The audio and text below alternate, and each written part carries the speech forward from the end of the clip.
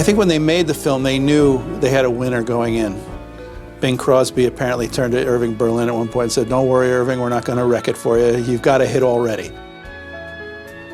The song White Christmas had, Crosby alone had sold 100 million copies of this, and the song in all of its forms from other singers had sold 400 million copies by this time. This was amazing.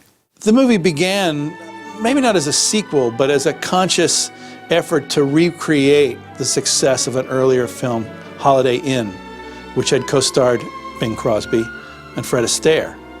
This is the third in a series of films with Bing Crosby and Fred Astaire, okay? The Holiday Inn in 1942 was enormously successful, inordinately so.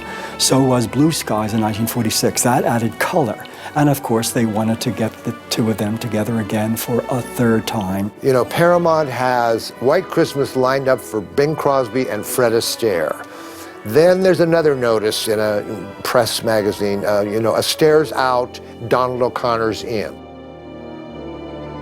Astaire is not going to do it. Now, you read the trades, and one column says he has a bad back, another column says he hurt his legs.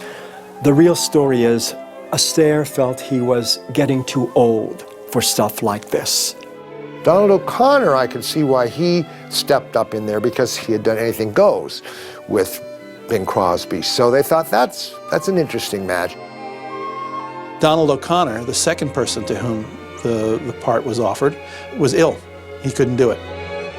Then Donald gets sick, and not just a cold, he had some infection that put him out, and somebody thought of Danny Kaye. Now, Bing and Danny Kaye had never worked together before.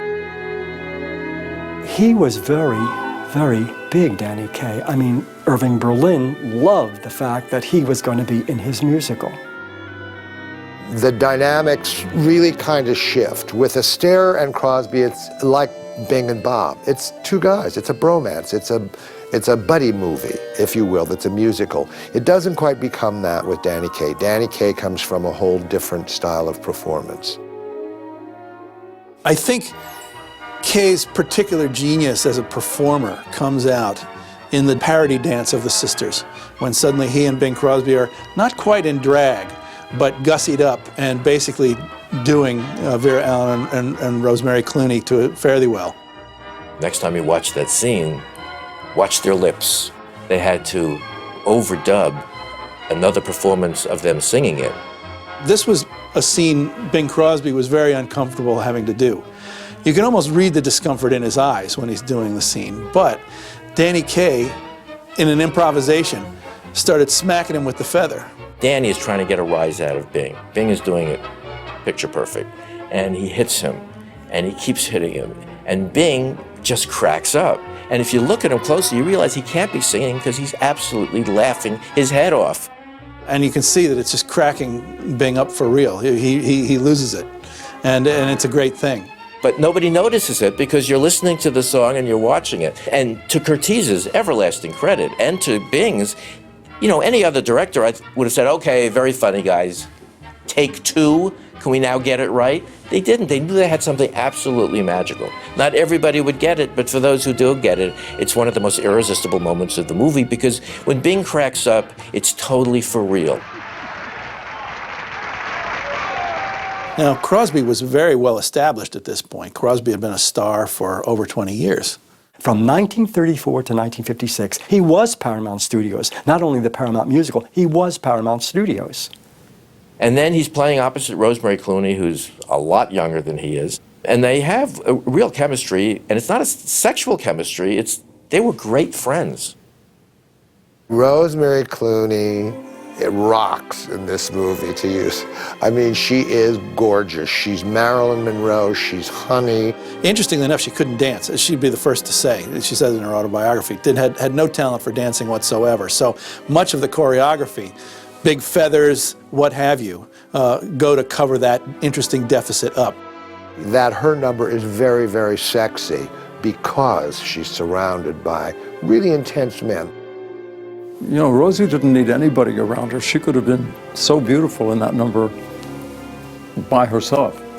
I mean, she didn't need four guys around her. But luckily for us, somebody made that choice, you know? With only 4 guys, and there's quite a long sequence where it's just him and Rosemary Clooney, we could finally look at him. And girls all over America were going, forget about her, who's the guy with the cleft in his chin and that hair? I got noticed, I guess, as part of it, you know, because of that number with her, but also the chance to just be around Rosie more quietly. There weren't 20 dancers around. It was just 4 guys and Rosie, and it was great. Vera Ellen just has this fascinating career. Vera Ellen was one of the hardest working dancers in Hollywood. When I talk to people about her, the first thing they say is she never stopped warming up, so forth and so on. She also is one of the rarities. She's very capable in nearly every style of dance. Ballet, tap, acrobatics, gymnastics. At this particular time, Hollywood was competing with television. It was losing its audience for television. So suddenly the movies had competition. They really did have competition. And many of the stars were appearing on television shows, which the studio was scared to death of. So what do? Television's black and white. You make more movies in color than ever before. Color takes off at the time. Television is small screen, 9 inches, 11 inches, 13 inches at best. You come out with large screen formats. The process of VistaVision, which was created by a Paramount engineer, he developed this process, and White Christmas is the first film to be released in VistaVision. The film went through, not vertically as it does in a camera, but it went through horizontally to this camera, which meant that the clarity was extraordinary, the clarity of the image. VistaVision was a high-resolution 35mm format that could be projected by any projector and would look the same in theaters across the country and did not require changing the shape of the theater, as did CinemaScope and Cinerama. One of the great virtues that White Christmas has in its favor is that it's directed by Michael Curtiz. He did Casablanca. He did Captain Blood, The Adventures of Robin Hood. The opening scenes set in the war, even though it's done on a soundstage, if you look at the way Dean Jagger is dressed, at the rumpledness of his uniform, he's been through the battle. All those guys are wearing such heavily worn uniforms. And when they're bowing their heads to hear White Christmas, they've got such roughed up faces. Those guys look like they've been in combat. That is an effect that Curtiz must have labored over in preparation. You can just see it because you believe you're looking at guys from a war. I'll give you just one exquisite Curtiz touch. The 4 of them are sitting in this table on the train, and there's a poster about snow in Vermont. And Curtiz, with his framing, can take the 4 people and the poster, and then dolling back, on the rhythm of the song, snow, snow, snow, snow, snow, come to a stop. But the stop has the hands of a bartender who is shaking a cocktail. And he pours out of the cocktail this white foam, whatever that cocktail is, I don't know. But to connect with the whole idea of snow, it looks like he's making snow in the cocktails. There's a moment when Danny Kaye throws a napkin over, I think, the salt shakers, and he puts little sprigs, and we actually close in on the mountain. And then we move away from it, and we're at a completely different angle. That's another bit of Curtiz's visual niceties, because he needed to be able to start to get the camera moving around that scene. And it was a clever way to make visual the idea of Vermont.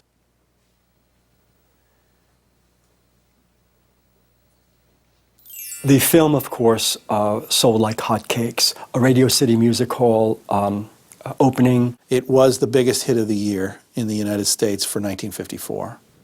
The reaction, the public in America, and especially the soldiers, they wanted to hear the song again and again. Why? What was going on? Well, first of all, the soldiers were away, and they were not with their families. And of course, at this time of the year, you remember being with your family on Christmas. So it had this whole haunting, this whole nostalgic aura to it. Here in White Christmas, we return home. The very song, White Christmas, evokes home. And whenever we celebrate Christmas, no matter how old we are, whether we're 20, whether we're 30, whether we're 40, 50, we're always on Christmas Eve, or around the holiday season, or on Christmas Day, we're always remembering our first Christmas, our first experience of Christmas. And nothing is like that. That's what that song tapped into. What it's about is something basic at a time when life was, quote unquote, simpler. Each one of us has forgotten more Christmas movies than we can ever hope to see again. The song, I think, is still the most recorded song in the world. Some Christmas movies abide in our memories. White Christmas is one. It's just a film that gives you a sense of great comfort and security.